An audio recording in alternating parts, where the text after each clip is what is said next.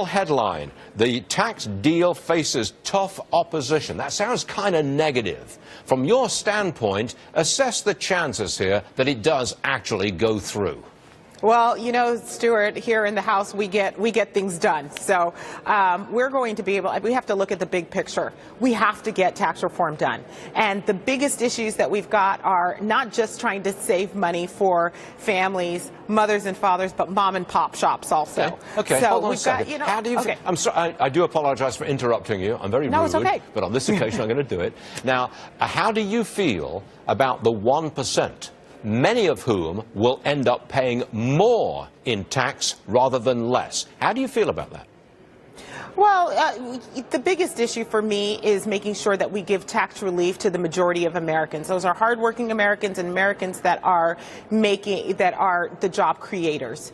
You know, you have to remember, Stuart, that the people that need the relief the most under not just regulatory burdens but also the tax burdens are the job creators. I am protective of those job creators because these are the people that have given my father 3 to 4 jobs to make ends meet. This is the reason why I'm here, is because he was able to take care of our family.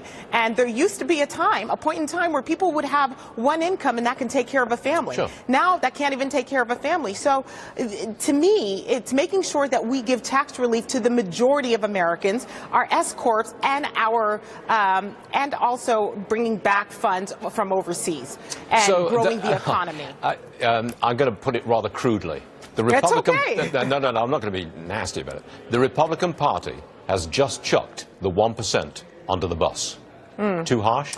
Yeah, well, it may be a little too harsh. But I have to say, it's on both ends, right? I have to say that it's important for us to make sure that we give some relief. Doing nothing is not okay. And in order for us to be able to give relief to the majority of people, you know, it's not going to be perfect. That's the problem. We're not going to get something that's absolutely perfect, but I'm telling you, it's going to be something that is going to be difficult for Nancy and Pelosi and Democrats to take away. Okay. We cannot hold the taxpayers hostage any longer. And the big issue you have to remember is the spending in Washington.